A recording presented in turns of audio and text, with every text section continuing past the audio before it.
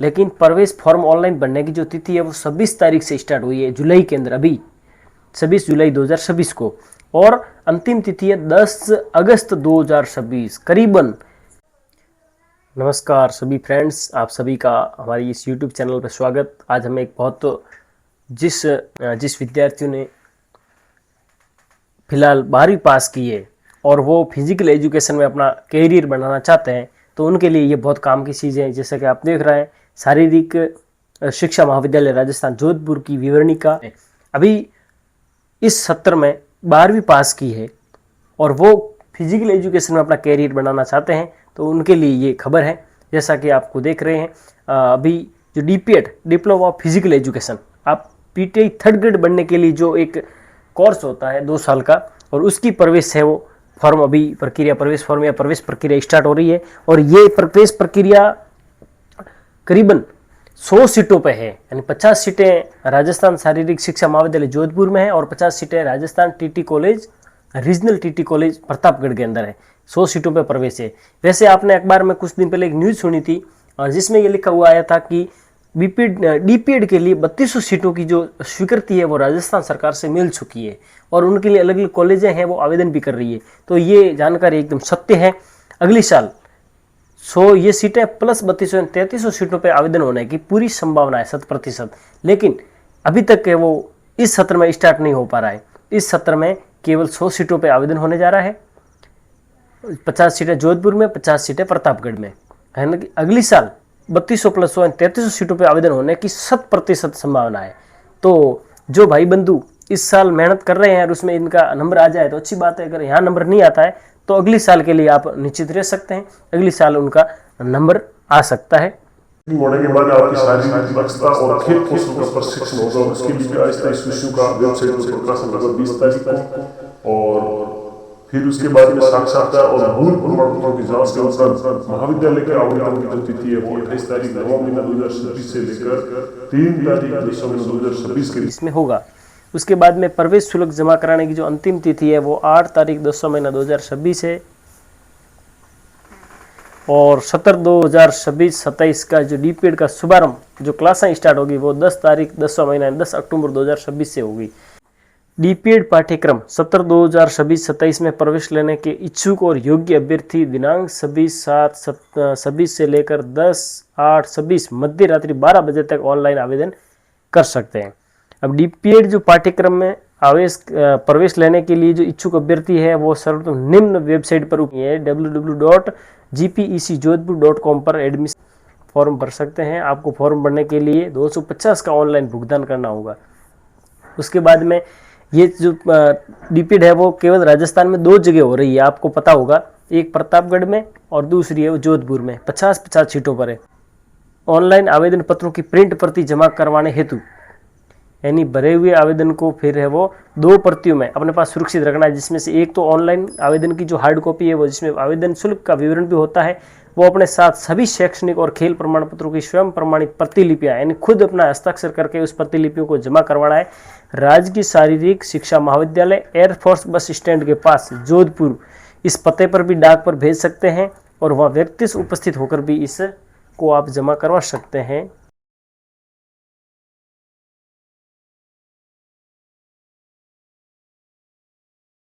क्या है तो सबसे पहले हम देखेंगे शैक्षणिक योग्यता के बारे में।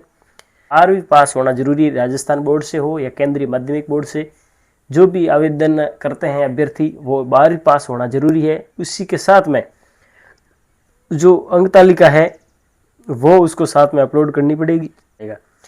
अगर कोई व्यक्ति जो आवेदन करता है वो उसके पास NCC है या खेल के सर्टिफिकेट है तो उसके अनुसार भी अंक दिए जाएंगे। जैसे निम्न अनुसार है, NCC सर्टिफिकेट है तो 4 अंक दिए जाएंगे, A का सर्टिफिकेट है, अगर B सर्टिफिकेट है उसके 6 अंक दिए जाएंगे।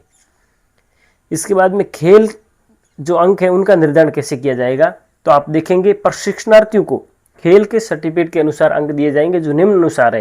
यानी किसी व्यक्ति ने अगर जिला स्तर पर केवल भाग लिया है तो उसको 1 अंक मिलेगा, अगर वो प्रथम स्थान पर रहता है तो उसको 6 नंबर दिए जाएंगे, जिला स्तर पर द्वितीय स्थान रहने पर 4 अंक दिए जाएंगे और तृतीय स्थान रहने वाले को 2 नंबर दिए जाएंगे, 2 अंक दिए जाएंगे, और जिसने केवल भाग लिया जिला स्तर पर उसको 1 अंक दिया जाएगा।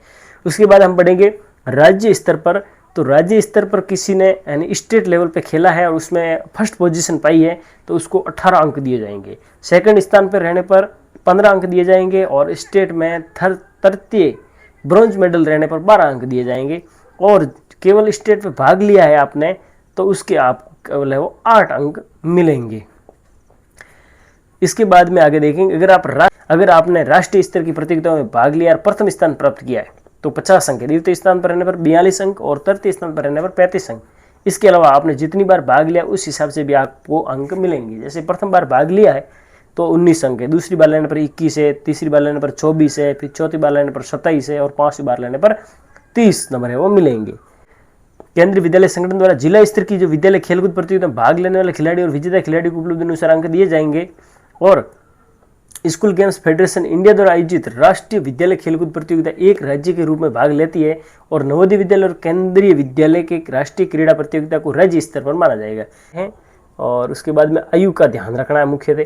डीपीएड में प्रवेश हेतु न्यूनतम और अधिकतम आयु गणना का आधार चालू वर्ष की 1 जुलाई से होगा। 1 जुलाई को न्यूनतम आयु 18 वर्ष होनी जरूरी है और अधिकतम आयु पुरुष वर्ग में सामान्यतः 23 वर्ष, अनुसूचित जाति, अनुसूचित जनजाति और अन्य पिछड़ा वर्ग यानी SC, ST, OBC इनके लिए, और जनरल में भी है वो आरक्षण के जो हकदार है उनके लिए नियम अनुसार वो छूट दी जाएगी जो अधिकतम है वो 28 वर्ष तक है। इस ध्यान रखने की बात है शारीरिक योग्यता। DPEd diploma of physical education, इसमें प्रवेश हेतु प्रवेशार्थी शारीरिक और मानसिक रूप से स्वस्थ होना चाहिए, उसमें शारीरिक क्रियाओं को करने की क्षमता हो, खेलों को खेलने में शारीरिक अयोग्यता जैसे विकलांगता है, गूंगापन है, अंधापन है और नितांत बहरापन ये नहीं होना चाहिए। महिला प्रवेशार्थी है वो शारीरिक क्षमता परीक्षण और सत्र पर्यंत प्रशिक्षण के दौरान गर्भावस्था में नहीं होनी चाहिए। उक्त अयोग्यताएं होने पर प्रवेशार्थी प्रवेश हेतु पात्र नहीं होगा एवं प्रशिक्षण के दौरान अयोग्यताएं होने पर प्रवेश निरस्त कर दिया जाएगा। शारीरिक और मानसिक रूप से भी यह वो पूर्ण स्वस्थ होने चाहिए और अगर शारीरिक क्षमता परीक्षण के दिन राज्य के चिकित्सा अधिकारी द्वारा प्रदत्त करना होगा जो प्रमाण पत्र साक्षात्कार से पहले 15 दिन से पूर्व का नहीं होना चाहिए। अब शारीरिक क्षमता परीक्षण होगा। प्रवेशार्थी को प्रवेश हेतु अंतिम वरीयता बनाने से पूर्व राज्य सरकार द्वारा नियम अनुसार वर्गवार आवंटित सीटों के लिए 4 गुना अभ्यर्थियों की अस्थायी वरीयता सूची शारीरिक क्षमता परीक्षण के लिए बुलाएंगे। और जो आगे है मैं आपको बताता हूं। फिलहाल ये शारीरिक क्षमता परीक्षण प्रणाली है, ये महिला वर्ग के लिए है। अपन पहले देखेंगे पुरुष वर्ग की, तो ये पुरुष वर्ग के लिए जिसकी एज 18 से लेकर 35 वर्ष तक है वो ये शारीरिक क्षमता परीक्षण प्रणाली में शामिल होंगे। अब जो 100 अंक का होगा, इसमें 100 मीटर दौड़ है, वो बंदा किस स्पीड से करता है। अगर वो 10.7 में पूरी कर लेता है तो 100 में से 100 मिलेंगे और अगर वो लास्ट में 18.7 से करता है तो 0 नंबर मिलेंगे। ये जो नंबर है इस हिसाब से आपको देखा जाएगा। जैसे गोला फेंक है, उसने वो 9.60 मीटर गोला फेंका है तो 100 में से 100 नंबर। लंबी कूद में 6.70 मीटर अगर लंबी कूद कूद रहा है बंदा तो उसको 100 में से 100। ऊंची कूद में 1.75 मीटर अगर वो ऊंची कूद लगा रहा है तो उसको 100 में से 100 नंबर। और 800 मीटर दौड़ 2 मिनट और 5 सेकंड में पूरी कर रहा है तो उसको 100 में से 100। ये इनके अंक भार है। और इसके अलावा आप नीचे भी देख सकते हैं, जैसा आपकी जो प्रदर्शन होगा उसके आधार पर नंबर मिलेंगे। जैसे मान लो ये 800 मीटर की दौड़ है, अब कोई व्यक्ति 2 मिनट और 55 सेकंड से पूरी कर रहा है तो उनको 50 नंबर मिलेंगे। इसी के साथ अब महिलाओं का भी देख सकते हैं। महिलाओं के लिए थोड़ा इजी है नॉर्मली। यहाँ 100 मीटर की दौड़ 13.6 सेकंड में करनी है। गोला फेंकना है 7.80 मीटर। लंबी कूद 5 फीट और 5.20 मीटर लगानी है लंबी कूद। और ऊंची कूद केवल 1.44 मीटर। और 200 मीटर दौड़ है वो 25 सेकंड में पूरी करनी। इनके लिए 800 मीटर नहीं है, केवल 200 मीटर की दौड़ है। तो ये इनका अंक भार है। ये डीपीएड यानी डिप्लोमा ऑफ फिजिकल एजुकेशन प्रशिक्षण प्राप्त करने संबंधी जो आचार संहिता है उनको भी ध्यान में रखना जरूरी है। जिनका सिलेक्शन हो जाता है उनके लिए ये तो है। जैसे महाविद्यालय में अनुशासन में रहना अनिवार्य है। समय की पाबंदी एवं नियमों का पालन पूर्ण रूप से करना चाहिए। महाविद्यालय में प्रत्येक प्रशिक्षणार्थी को निर्धारित गणवेश में उपस्थित होना होगा, यानी उनकी जो ड्रेस कोड होगा उनमें उपस्थित होना जरूरी है। ऐसा कोई भी कार्य जिससे महाविद्यालय की प्रतिष्ठा को ठेस पहुंचती है तो वो कार्य दंडनीय माना जाएगा। बिना अनुमति और बिना सूचना के लगातार 7 दिनों तक अनुपस्थित रहने की स्थिति में प्रशिक्षणार्थी के प्रवेश निरस्त होने की जिम्मेदारी प्रशिक्षणार्थी की, यानी आप बिना बताए या बिना सूचना दिए 7 दिन से ज्यादा दिनों तक अब्सेंट नहीं रह सकते हैं। वार्षिक परीक्षा में बैठने के लिए प्रत्येक सत्र में न्यूनतम 220 कार्य दिवस उपस्थित रहना अनिवार्य है। कुल 2 सत्र होंगे। उपस्थिति की कमी से परीक्षा में बैठने से वंचित रहने की जिम्मेदारी प्रशिक्षणार्थी स्वयं की होगी। महाविद्यालय भी की किसी भी सामग्री का प्रयोग सावधानीपूर्वक करना है। लापरवाही से नुकसान होने पर उसकी जिम्मेदारी और भरपाई प्रशिक्षणार्थी की होगी। महाविद्यालय में सद्भावना एवं भाईचारे का वातावरण बनाए रखना एवं व्यवहार में विनम्रता मधुरता आवश्यक होगी। छात्रावास सुविधा उपलब्ध होने की स्थिति में छात्रावास में अपने मित्रों एवं मेहमानों को बुलाना, उन्हें रोकना, रात्रि में ठहराव करना ये सख्त मना है। दोषी के विरुद्ध नियम अनुसार अनुशासनात्मक कार्रवाई की जाएगी। महाविद्यालय परिसर में नशीले पदार्थों को रखना, उनका सेवन करने पर दंडात्मक कार्रवाई की जाएगी। महाविद्यालय और संस्था के जो नियम है वो मान्य होंगे। इसके अलावा आपको ये पूरी जो गाइडलाइन है वो दी हुई है। अगर जो भी व्यक्ति बंदा फॉर्म भर रहा है वो इन नियम पुस्तिका को पूरा पढ़ लें, उसके बाद ही वो आवेदन करें।